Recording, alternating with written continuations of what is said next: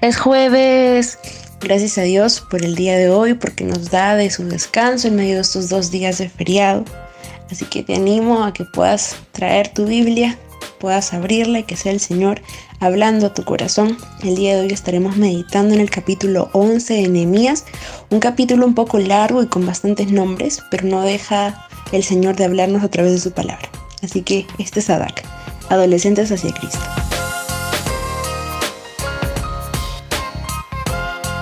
Este capítulo 11 es un capítulo muy bonito y te voy a contar por qué.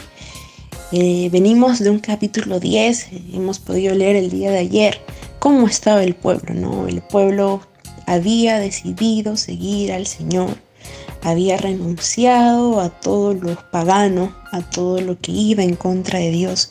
Espiritualmente hablando, el pueblo había un gran avivamiento, ¿no? El pueblo estaba deseoso de honrar a Dios con todo lo que hacía, dispuesto a cumplir la ley. Y qué lindo ver esto. Y ahora se nos habla en este capítulo 11 que qué es lo que se iba a hacer, ¿no? Hay que recordar que para ese tiempo, el capítulo 11, los muros de la ciudad de Jerusalén ya estaban reconstruidos.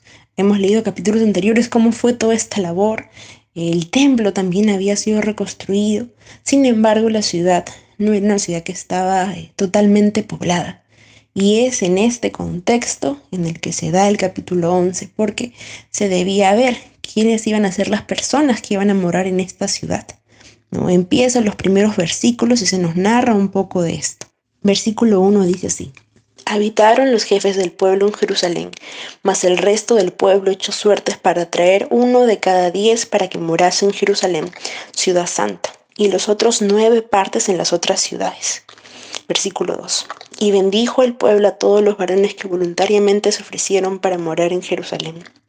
Es necesario que también pueda explicar esta parte, porque en ese tiempo el echar suertes es un concepto muy distinto al que hoy en día se habla acerca de la suerte, ¿no? En ese tiempo, cuando uno echaba suertes, el pueblo entendía que era una manera de conocer la voluntad del Señor, ¿no? Era un sorteo santo, incluso se le podía decir así.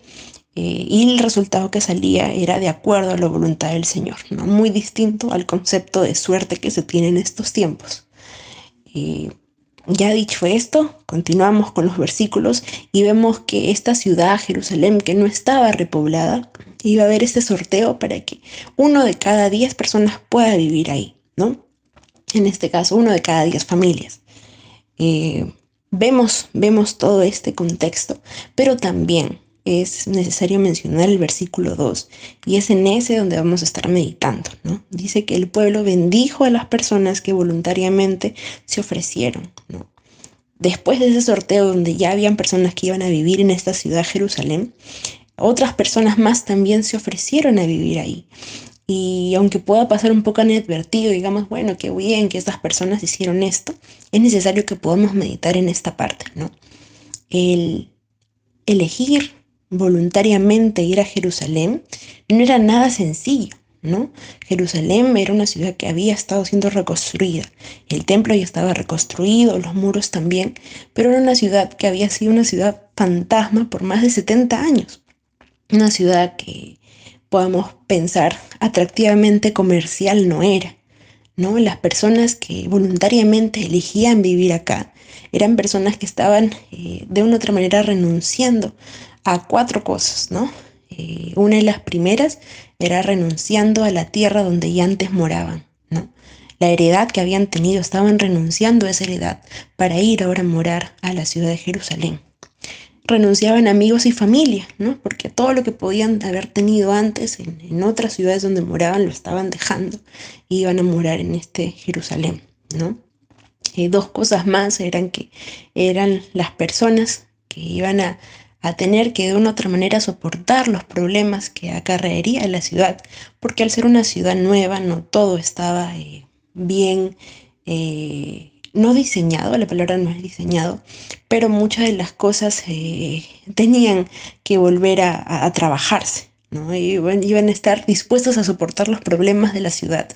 Y la cuarta y una última de las cosas es que iban a vivir también sabiendo que eran blanco del enemigo, ¿no? Al ser la ciudad principal, cuando un pueblo enfrentaba a otro, lo primero que iba a hacer era tomar la ciudad principal y, y de una otra manera destruirla. Entonces las personas que vivían en Jerusalén iban a ser, por así decirlo, el blanco del enemigo, ¿no? Iban a estar, tenían ciertos muros que cuidaban a la ciudad, que la protegían, pero esto no implicaba que otros ejércitos puedan venir y también quieran de una otra manera destruir la ciudad, destruir las posesiones que ellos podían adquirir, como también la vida de ellos y de sus familias, ¿no? No era una decisión nada sencilla.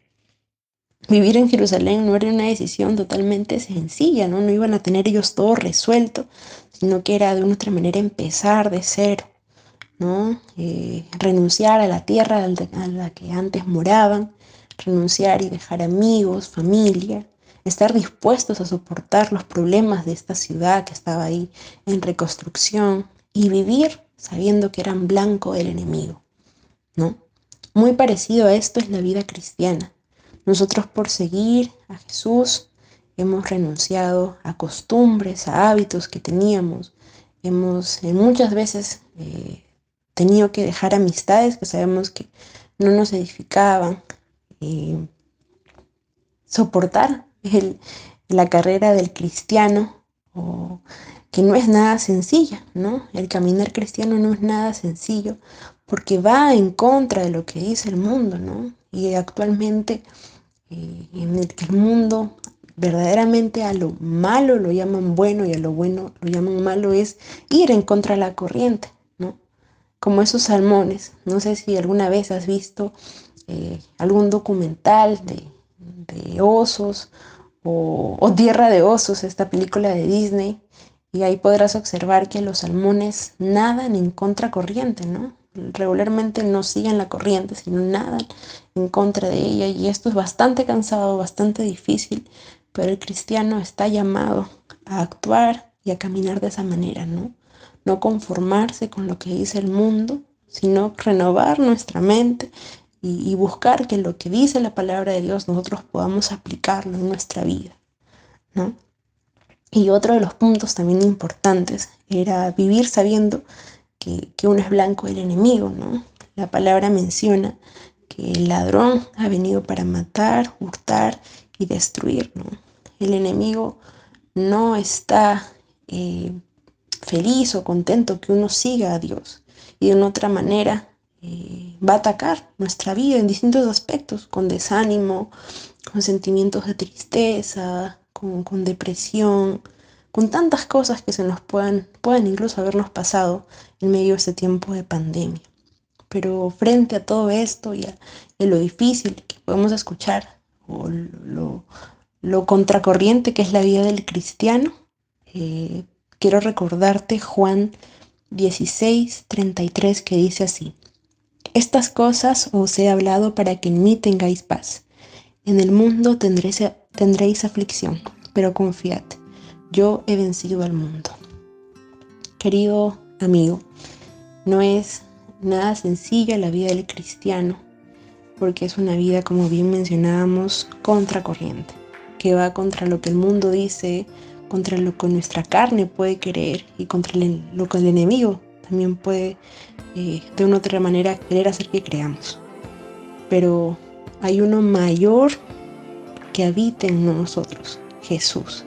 Jesús habita en nosotros y Él ha vencido al mundo. Así que te animo a que conocer esta verdad lleve a tu corazón a entender que no estás solo en esta carrera, y que aunque la carrera del cristiano es difícil, el Señor nos ha permitido tener una iglesia con hermanos, el cuerpo de Cristo, para que podamos animarnos. Vamos a orar. Padre, gracias porque nos recuerdas que tú estás con nosotros, Señor, que mayor es el que está en nosotros que el que está en el mundo. Y Padre, frente a las distintas cosas que podemos estar pasando, en que incluso no hayamos podido comentar, pero que solamente tú las conoces, Señor, te pedimos, Señor, que podamos hablarlo. Que no quede, Señor, en una lucha de nosotros solos, en la que pensemos que solos lo vamos a lograr, sino que vayamos delante tuyo, Señor, y a través de nuestros hermanos en la fe, Señor, podamos también recibir de tu palabra, recordar promesas, Señor. Gracias, Señor, porque nos has puesto en este mundo, Señor, para hacer sal y luz, pero en medio de la labor que nos has dado, Señor, de la misión, no nos has desamparado. Llévanos a honrarte, Señor. En nombre de tu Hijo amado. Amén.